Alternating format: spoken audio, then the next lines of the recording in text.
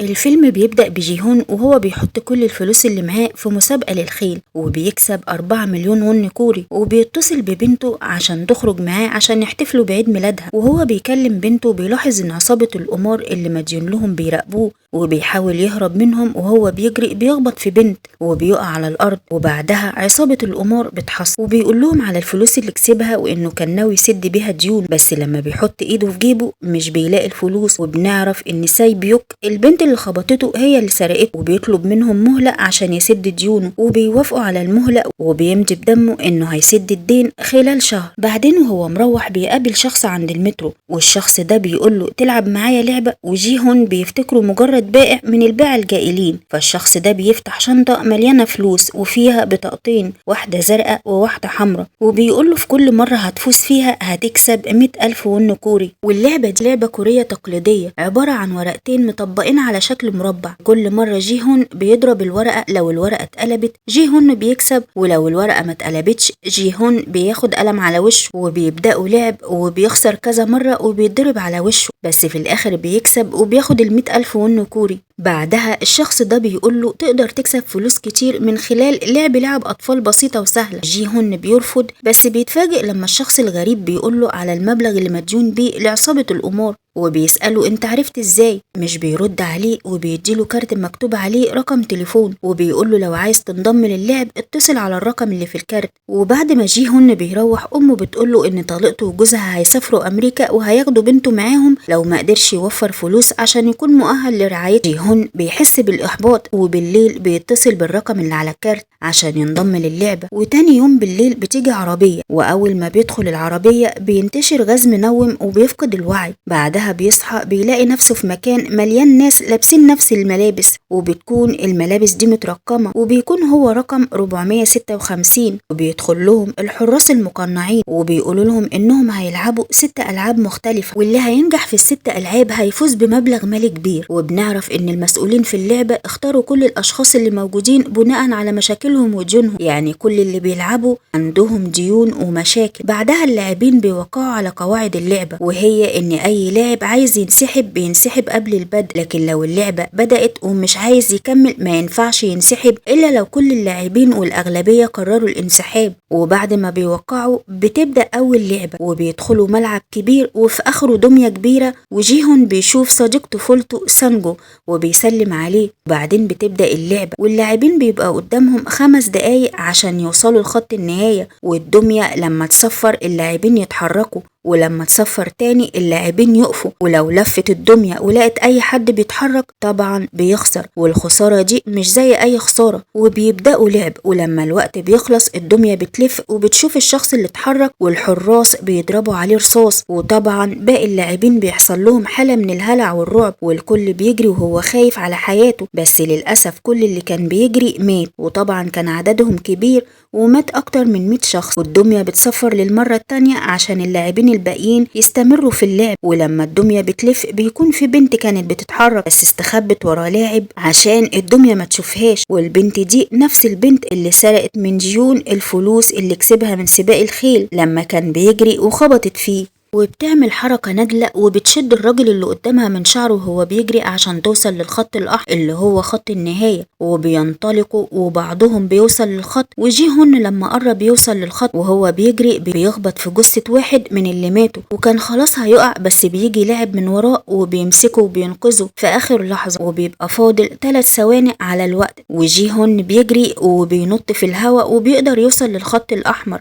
اللي هو خط النهاية، واللي ما قدروش يعدوا الخط خسروا حياتهم، والحراس اطلقوا عليهم الرصاص. بعدين بنشوف سقف ضخم بيتم اغلاقه، وبنعرف ان مكان لعبة الحبار في جزيرة في مكان مفيش اي حد يعرفه، والطريقة الوحيدة اللي اللاعبين يقدروا يخرجوا بيها من المكان هي الفوز. بعدها اللاعبين بيروحوا للغرفة الرئيسية اللي بيناموا فيها، والحراس بيدخلوا وبيبلغوهم ان 255 لاعب تم قتلهم بعد ما خسروا. وطبعا بعد الرعب والعذاب اللي اللاعبين شافوه بيقرروا كلهم ينسحبوا من اللعبة، وبتظهر كرة ضخمة فوقيهم وبتتملي فلوس كتير جدا، والحارس بيقول لهم قدامكم فرصة تكسبوا كل الفلوس دي وهي 45 مليار، لكن لو انسحبتوا مش هتاخدوا ولا مليم. كل اللاعبين بيقرروا ينسحبوا وينفدوا بجلدهم، ولا مليم يخليهم يفرطوا في حياتهم. والتصويت تم ووافقوا عليه وانسحبوا، بس الحراس قالوا لهم بعد ما تروحوا بيوتكم لو فكرتوا تشاركوا في اللعبة تاني احنا موافقين، كل اللي عليكم تتصلوا بالرقم اللي في الكارت اللي معاكم. بعد ما اللاعبين بيروحوا بيوتهم بيكتشفوا ان حياتهم اسوأ من اللعبة بسبب مشاكلهم وديونهم، يعني هيخسروا ايه اكتر من اللي خسروه، فبيقرروا يرجعوا تاني ويشاركوا في اللعبة. وبيصحوا وبيلاقوا نفسهم في نفس المكان، وجي هون بيتكلم مع صديق طفولته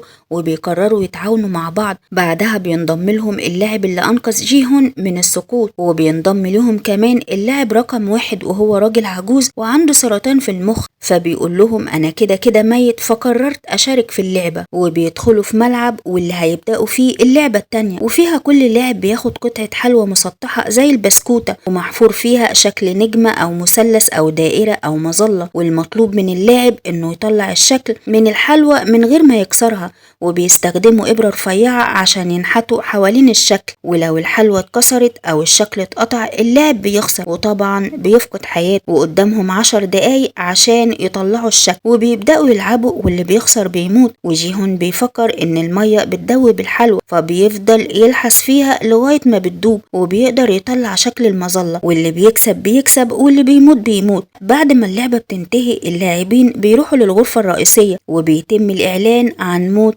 79 شخص. بعدها الحراس بيوزعوا الأكل، واللاعب رقم 101 اللي اسمه ديكسو وهو شخص عنيف بياخد أكل باقي اللاعبين، ولما واحد من اللاعبين بيعترض بيفضل يضرب فيه ضرب شديد لغاية ما بيموته. والحراس مش بيعترضوا وبيقولوا لهم إن تقليل عدد اللاعبين بيقلل التكلفة وبيخلص اللعبة بسرعة. والجملة دي وضحت للاعبين إن القتل مسموح خارج الألعاب. ومجموعة جي هون بيقرروا يفضلوا صاحيين طول الليل عشان يحموا نفسهم من القتل. بعدها جي هون بيشوف البنت اللي سرقته وبيقول لها تنضم ليهم، وهي بترفض. وبيجي وقت النوم وكل اللاعبين بيبقوا خايفين من بعض لأن الحراس هيقوا لهم جو للقتل لما قالوا لهم القتل مسموح خارج اللعبة. وبتحصل حالة من الفوضى والقتل، والفوضى بتخلص لما الراجل العجوز بيقف على سريره وبيصرخ وبيقول أنا خايف، والحراس بيفتحوا الأنوار وبيوقفوا اللي بيحصل. وبعد المجزرة اللي حصلت اللاعبين بيصحوا تاني يوم وبتبدأ اللعبة التالتة، واللعبة هي شد الحبل، لكن مش زي ما نعرفها على الأرض، ولكن كانت على ارتفاع عالي جدا، وبين الفريقين مكان مفتوح، والفريق اللي بيخسر بيقع بالكامل وبيموت. فريق جي هون مشكلته إنه كان فيه ستات كتير وناس كبيرة في السن، يعني قوتهم الجسدية ضعيفة، بس الراجل العجوز قال لهم على خطة عبقرية، وهي إنهم يقفوا بثبات معين، يعني كل واحد رجله قدام التانية وجسمه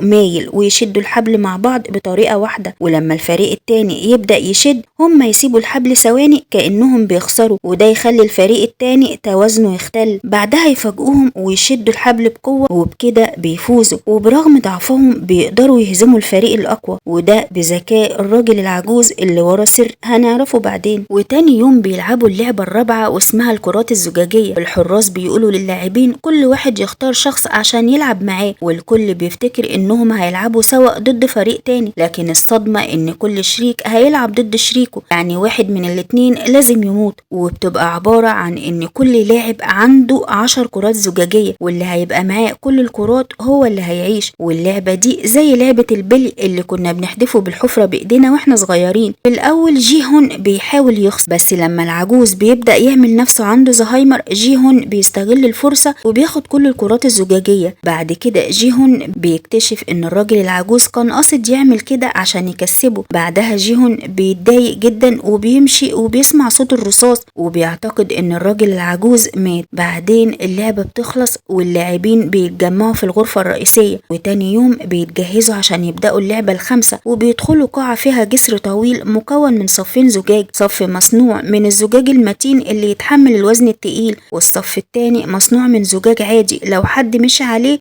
يتكسر على طول. اللاعبين لازم يختاروا صف من الصفين ويمشوا عليه، والوقت المحدد عشان كل اللاعبين يعدوا 6 دقايق. وبيبدأ أول لاعب يعدي على الجسر وبيكون مرعوب، وأول ما بيمشي على الزجاج بيتكسر وبيقع وبيموت، وبيعدي واحد ورا التاني، منهم اللي بيموت ومنهم اللي بينجح في عبور الجسر وبيعيش، وباقي اللاعبين بيستمروا في مواصلة عبور الجسر. ولما بيجي دور راجل العصابة مش بيرضى يعدي، وبيقول للاعبين اللي وراه يعدوا هما الأول عشان يعرف أنهي زجاج يقدر يعدي عليه. محدش بيوافق يعدي قبله، وبتيجي لاعبة وبتمسكه بقوة وبتقوله لو ما عدتش هرمي نفسي وانت معايا، بس الزجاج مش بيستحملهم وبيكسر وهما الاتنين بيقعوا وبيموتوا. أما باقي اللاعبين فاضل لهم 3 دقايق عشان يكملوا تعدية الجسر، وبيكون فيهم واحد كان شغال في مصنع للزجاج وعنده خبرة في الانعكاس والصوت، وبيقدر يلاحظ ان الزجاج القوي بيكون شفاف وبيعكس الإضاءة بشكل مختلف، وبيبدأ يستكشف في الزجاج وبيعدي واللاعبين بيعدوا وراه. وطبعا إدارة اللعبة بتلاحظ اللي حصل فبيفصلوا النور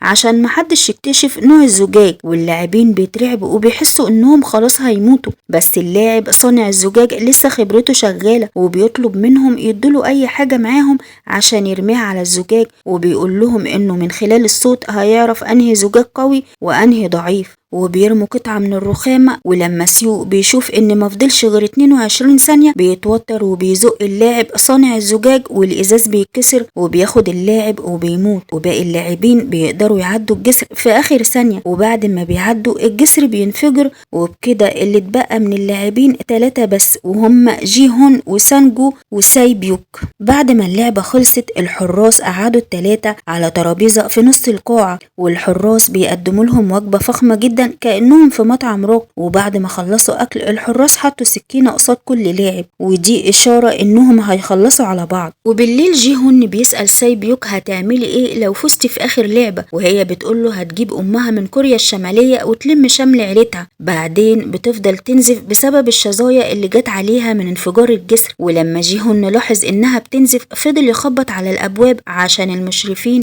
يساعدوها. بعدين الأنوار والباب بيتفتح وبيلاقي الحراس داخلين ومعاهم نعش. بعدين بيبص على البنت وبيلاقيها ماتت، وبيلاقي سانجو واقف جنبها ومعاه سكينة، ومن الواضح ان سانجو هو اللي خلص عليها. وجي هون بيجري على سانجو عشان يضربه، بس الحراس بيمسكوه، وطبعا اصدقاء الطفولة هم اللي اتبقوا وبقوا اعداء مش اصدقاء، وده بسبب الطمع في الفلوس وكمان غريزة البقاء على قيد الحياة. بعدها بتبدأ اخر لعبة وهي لعبة الحبار، واللاعبين بيدخلوا مكان كبير والارض بيبقى مرسوم عليها شكل يشبه الحبار، وجي هون بيبقى المهاجم ولازم يدخل جوه شكل الحبار ويوصل لنقطة معينة. أما سانجو بيبقى المدافع ولازم يمنعه بأي طريقة، واللعبة دي ما فيهاش رح، يعني يا قاتل يا مقتول. وبتبدأ المعركة بين الأصدقاء، وجي هون بيطعن سانجو صديقه، وسانجو بيفضل يدافع عن نفسه بس في الآخر بيضعف وبيقع على الأرض، وجي هون بيحاول يخلص عليه بس سانجو بيلحق نفسه في آخر لحظة. وبعدين جي هون بيفضل يضرب فيه وكان هيطعنه ويخلص عليه، بس فجأة بيقف وبيقول لو احنا الاتنين رفضنا نكمل اللعب المشرفين هيوافقوا وهننسحب ومحدش فينا هيموت، وبيمدله ايديه بس سانجو بيضحي وبيطعن نفسه عشان صديقه يفوز بالفلوس، وكده جي هون هو اللي فاز بال45 مليار. وبعد ما بتعدي سنة على اللعبة بنشوف جي هون وهو قاعد مكتئب